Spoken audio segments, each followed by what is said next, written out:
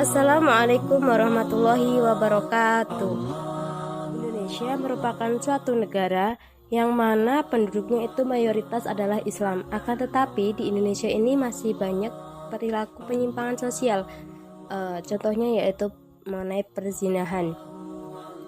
Menilik perkembangan sosial masyarakat di Indonesia saat ini, perzinahan tumbuh dan berkembang pesat di kalangan anak muda maupun orang dewasa di Indonesia. Mereka tidak malu-malu lagi untuk menjadikan zina sebagai pembuktian dari cinta mereka. Kekosongan hukum menjadi salah satu sebab utama dari antara banyaknya sebab maraknya perzinahan di kalangan remaja maupun dewasa. Fenomena ini menuntut dibutuhkan pengaturan yang lebih komprehensif berkenaan dengan persoalan zina di Indonesia. Nah, kita sebagai pemuda Islam di Indonesia tentunya kita harus tahu mengenai zina dan nanti bagaimana itu zina agar kita juga terhindar dari perilaku yang menyimpang itu. Karena apa? Karena perilaku itu di dalam Indonesia sendiri juga diatur mengenai pasal-pasalnya, mengenai hukuman-hukuman jika melanggarnya. Juga dalam Islam pun menerangkan bahwa zina ini merupakan suatu perbuatan yang keji, tidak boleh dilakukan. Zina ini kalau di Islam saja Allah memerintahkan untuk menjauhinya. Jangan sampai kita terjerumus ke perbuatan yang menyimpang tersebut. Menanggapi permasalahan di Indonesia tersebut, maka saya Septi Munawaroh akan membahas mengenai zina dan status anak zina. Apa sih itu zina? Nah, ini menurut definisi Al-Jurjani yaitu al-wata'u fi qubulin khalin am milki wa syubahah, yaitu zina itu memasukkan zakar, kemaluan laki-laki, ke dalam farji atau kemaluan perempuan yang bukan miliknya atau bukan istrinya dan tidak ada unsur syubhat atau kekeliruan. Nah, dari definisi ini maka dapat dikatakan zina itu apabila memenuhi dua unsur, yaitu yang pertama adanya persetubuhan atau seksual intercourse antara dua orang yang berbeda jenis kelaminnya atau heteroseks, dan yang kedua itu tidak ada subhat atau kekeliruan dalam perbuatan seks, yaitu ketika mereka melakukan itu dengan keadaan sadar, tidak ada kekeliruan, mereka itu sadar akan mengenai perbuatannya tersebut. Sedangkan untuk menurut Imam Hanafi, zina ini adalah hubungan seksual yang dilakukan laki-laki kepada seorang perempuan pada kemaluannya yang bukan wanitanya. Yang bukan wanitanya ini yang dimaksud adalah bukan istrinya, bukan istri sahnya, dan bukan akad yang syubhat. Jadi dengan sengaja tanpa adanya syubhat. Kemudian menurut Imam Maliki, zina ini merupakan hubungan seksual yang dilakukan oleh seorang mukallaf muslim pada faraj adami, yaitu manusia yang bukan miliknya tanpa ada syubhat yang dilakukan dengan sengaja. Kemudian menurut Imam Syafi'i, zina ini merupakan masuknya ujung kemaluan laki-laki meskipun sebagiannya ke dalam kemaluan wanita yang haram dalam keadaan syahwat yang dialami tanpa syubhat. Wanita yang haram yang dimaksud di sini adalah wanita yang bukan istri sahnya dan dilakukannya tanpa adanya syubhat. Jadi dilakukan dengan sengaja dengan wanita yang bukan istrinya dan dilakukan dengan sengaja tanpa adanya syubhat, itu dikatakan zina. Jadi dari pengertian beberapa ulama tersebut dapat disimpulkan bahwa zina ini merupakan perbuatan seksual yang dilakukan pada seseorang yang bukan suami istri yang sah dan dilakukan dengan kesengajaan tanpa adanya syubhat. Adapun perbandingan hukum zina yang ditinjau dari KUHP Indonesia dan juga hukum Islam. Untuk yang pertama ditinjau dari KUHP Indonesia dan hukum Islam, yaitu menurut KUHP yang pertama itu tidak semua pelaku zina diancam hukuman pidana. Ini sesuai pasal 284 ayat 1 dan 2 yang berisikan yaitu menetapkan ancaman pidana penjara paling lama 9 bulan bagi pria dan wanita yang berzina meskipun mereka ini sudah menikah. Kemudian ada di pasal 27 BW, pria dan wanita yang melakukan zina itu belum atau tidak menikah tidak dikenai sanksi hukuman tersebut asal keduanya sama-sama suka dan tidak ada unsur pemerkosaan. Tetapi jika ditinjau dari hukum Islam tersendiri, itu semua pelaku zina baik pria maupun wanita maka diancam hukuman had. Bagi yang belum kawin atau belum menikah, ini hukumannya dera, yaitu berupa pukulan tongkat, tangan ataupun cambuk. Kemudian bagi yang sudah menikah itu hukumannya rajam. Adapun dari mazhab Zahiri ini mendukung pendapat bahwa pelaku zina yang bagi yang sudah kawin ini dikenai hukuman tangkap, yaitu berupa dera dan juga rajam. Ini berdasarkan as-sayyibu bis-sayyibi jaldu mi'atin wa rajmu. Pelaku zina yang telah atau pernah kawin itu didera 100 kali dan rajam. Kemudian perbandingan yang kedua antara KUHP Indonesia dan juga hukum Islam, yaitu yang menurut KUHP Indonesia itu perbuatan zina hanya dapat dituntut atas pengaduan suami atau istri yang tercemar. Ini berdasarkan pada pasal 284 ayat 2 KUHP. Kemudian jika menurut Islam ini zina dipandang sebagai perbuatan dosa besar yang harus ditindak tanpa menunggu pengaduan dari pihak yang bersangkutan. Karena zina ini mengandung banyak bahaya besar. Yang pertama itu pencemaran kelamin dan juga pencampuran nasab. Karena di Islam sendiri itu kemurnian nasab itu sangat dijaga. Kemudian penularan penyakit kelamin AIDS. Dengan adanya zina ini kemungkinan bisa free sex dan juga bisa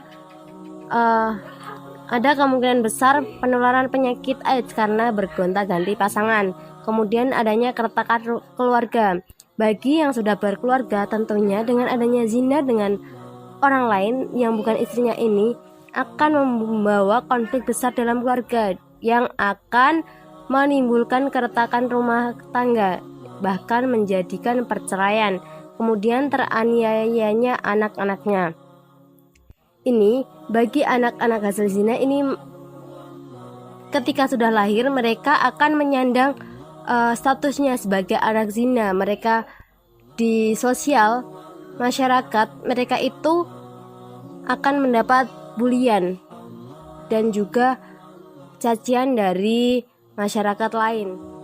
Kemudian ada juga perbandingan yang ketiga, yaitu antara KUHP Indonesia dan juga hukum Islam.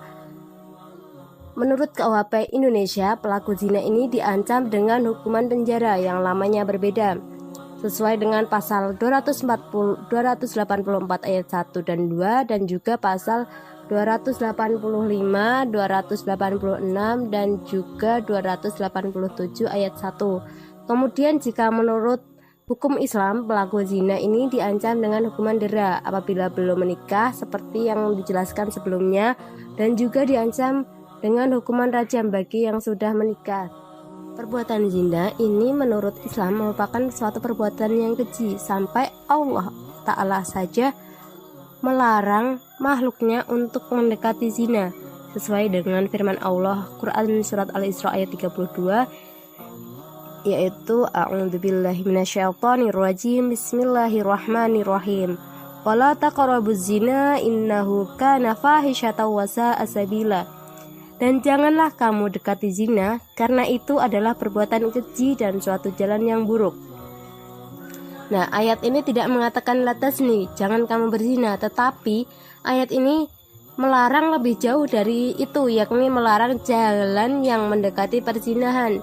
Jadi perbuatan apa saja yang mengantarkan seseorang pada perzinahan, entah itu pacaran, chattingan yang mengandung unsur esek-esek, ataupun interaksi dengan lawan jenis secara berlebihan atau secara bebas, maka ini semua merupakan jalan yang menuju perzinahan yang diharamkan. Awal dan akhirnya adalah haram. Sesuai dengan kaidah hukum, ma'ada ilal harami fahuwal haram. Setiap sesuatu yang mendatangkan hal haram, maka perbuatan yang disebabkan dari perbuatan tersebut adalah haram. Jadi, perbuatan apapun yang dapat mengantarkan pelakunya kepada perkara haram, maka perbuatan tersebut juga menjadi haram. Kemudian adapun tujuan hukuman menurut hukum pidana Indonesia.